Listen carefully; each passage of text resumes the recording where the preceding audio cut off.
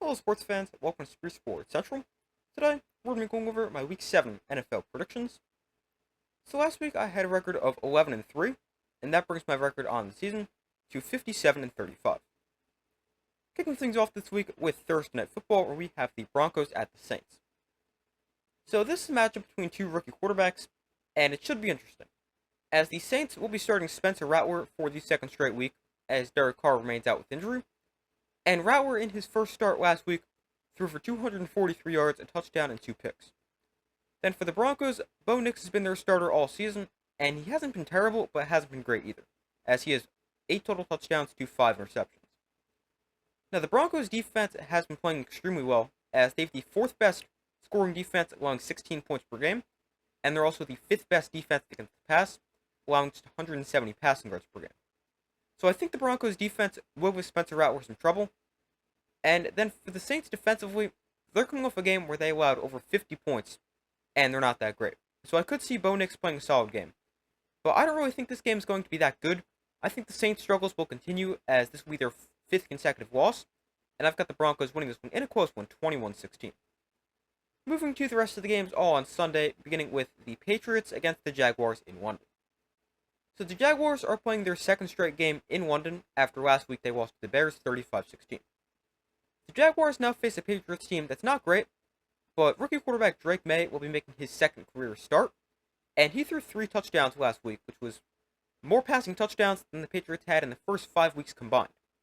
So I think Drake May can have another good performance this week, as the Jaguars defense is terrible, allowing 29.7 points per game and 276 passing yards per game. So I think Drake May will play well. Then for the Jaguars offense, they face a Patriots defense that's okay, allowing 24 points a game. But the Jaguars offense is bad, scoring just 18.8 points per game. I think the Jaguars lose another game, fall to 1-6 on the season, and they lose to the Patriots by a score of 26-17. And this could very well be the final game for Jaguars head coach Doug Peterson, who even himself said the Jaguars need a culture change. Moving on, we have the Seahawks at the Falcons. So this is a game between two teams trending in the opposite direction. The Seahawks, after their strong 3-0 start, they've lost 3 straight games, and then they'll face a Falcons team trending up, as they've won their last 3, and during that 3-game span, their offense is playing well, averaging 33 points per game. Then, over the same 3-game stretch, for the Seahawks, their defense has struggled, allowing 36 points a game in that stretch.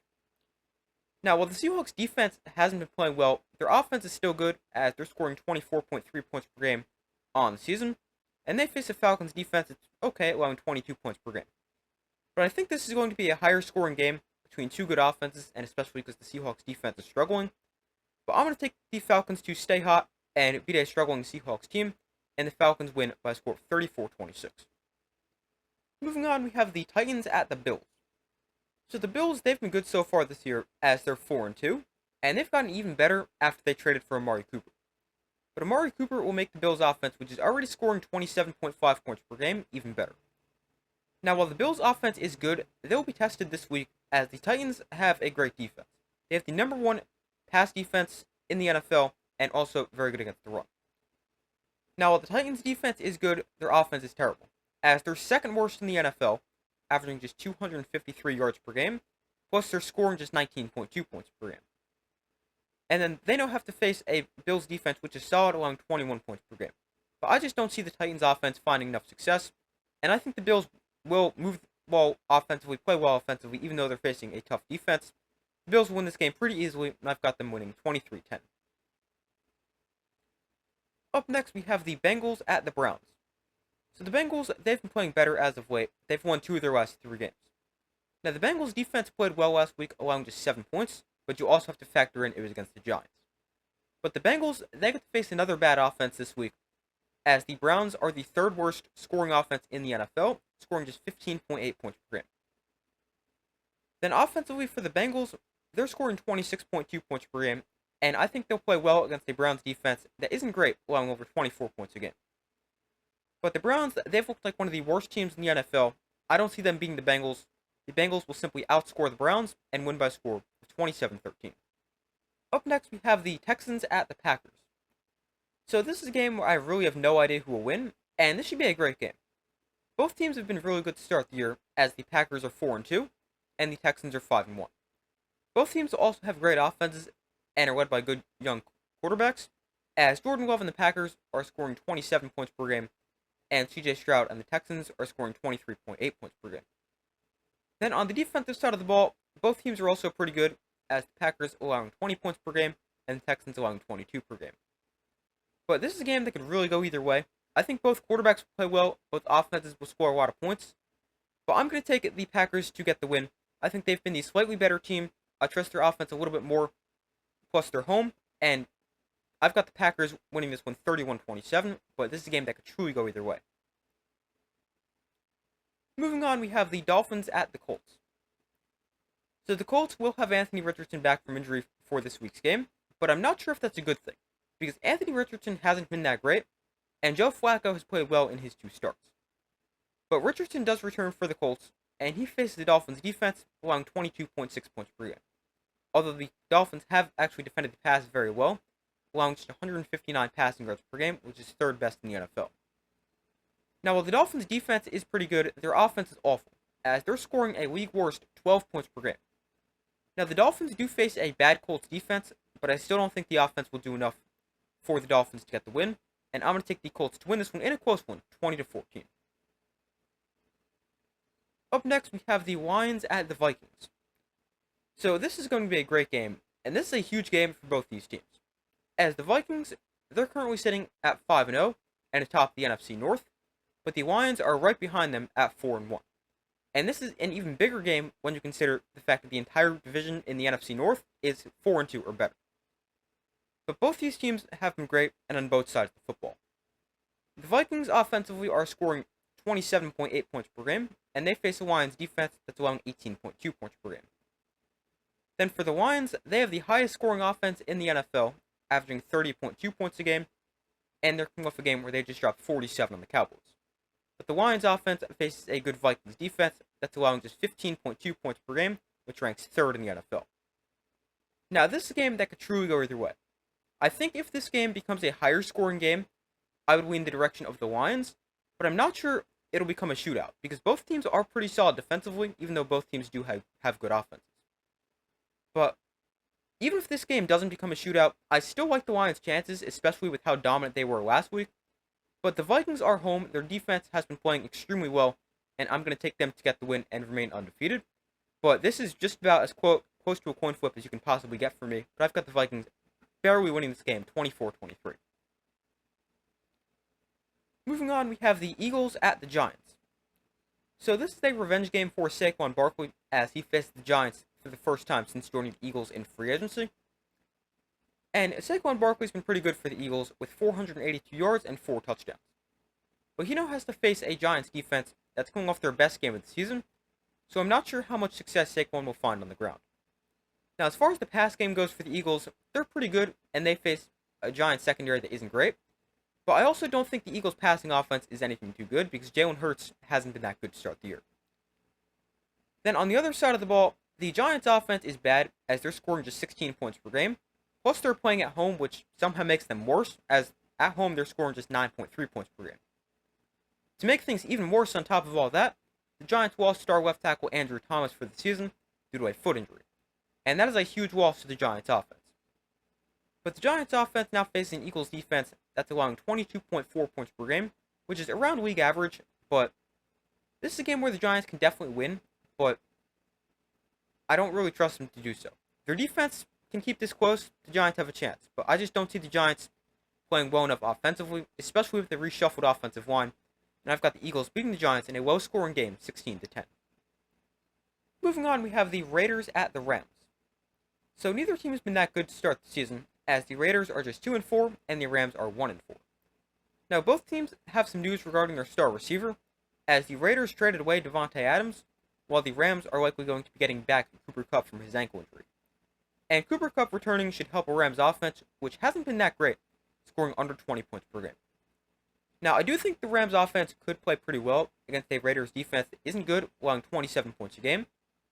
Now, the Rams defense hasn't been great either, as they're also allowing north of 27 points a game, but I don't really think the Rams defense will run into a lot of trouble against Aiden O'Connell and a Raiders offense that's scoring just 18 points a game. But I'm going to take the Rams to get a much-needed win here and beat the Raiders by a score of 21-13. Up next, we have the Panthers at the Commanders.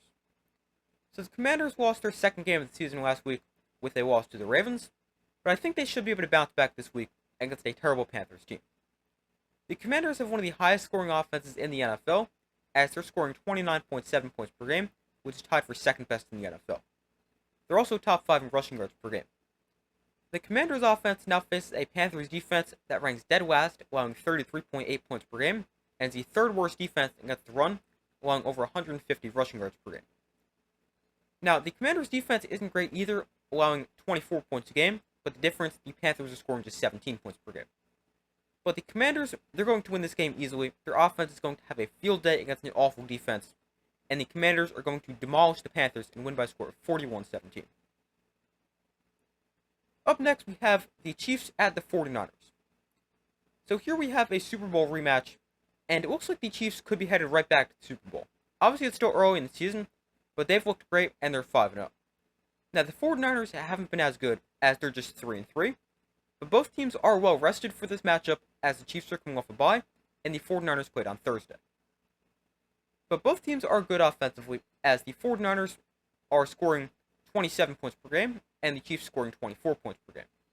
Then on the defensive side of the ball, the 49ers have struggled, allowing 21.7 points a game, while the Chiefs are allowing just 17 points a game. Now, a struggling 49ers defense is not a good matchup against Patrick Mahomes and the Chiefs offense, even though Mahomes hasn't been that good to start the year. But while the 49ers haven't been playing well to start the season, I think a win here could go a long way in really jump-starting this team to look like the 49ers team we're used to seeing in the regular season. But I am going to take the Chiefs to get the win and remain undefeated. I think their defense will be the big difference in this game, but I do think it will be close. Chiefs win in a very close game, 27-24. Moving on to Sunday Night Football, where we have the Jets at the Steelers.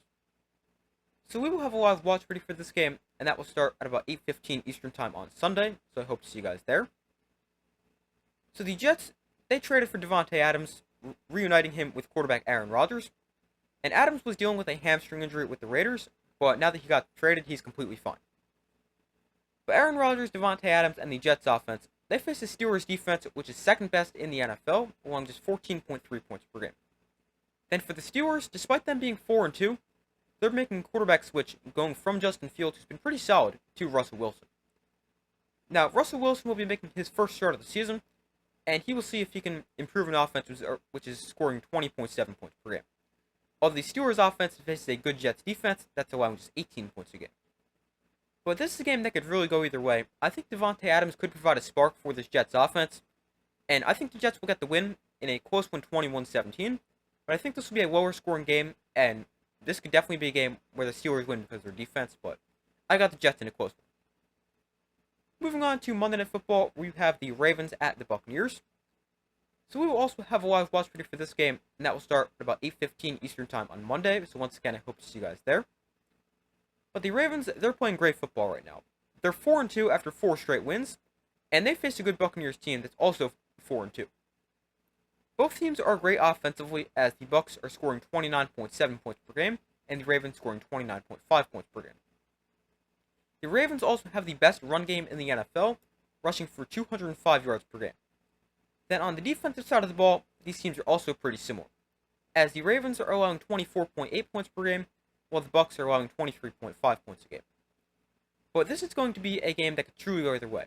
Both teams have great offenses, and I think this will be a shootout. The Ravens are red hot right now with 4 straight wins. Their offense is firing on all cylinders, and I'm going to take them to get the win. But if this game becomes a shootout, which I think it will be, the Buccaneers definitely have the offense to keep up.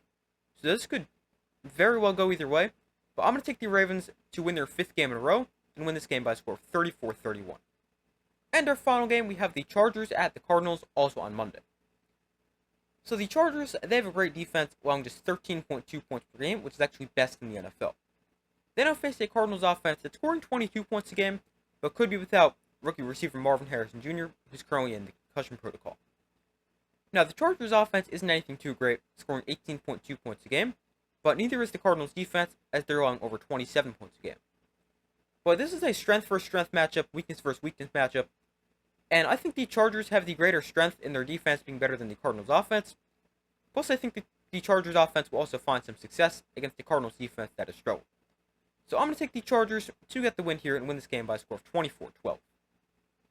But those are my Week 7 NFL predictions. Thank you guys for watching. Be sure to like this video, subscribe, turn notifications so you don't miss any of their upcoming videos. I do my best to post as often as possible. Be sure to check out the community tab of my channel, where you guys can vote on who you think will win some of this week's big games.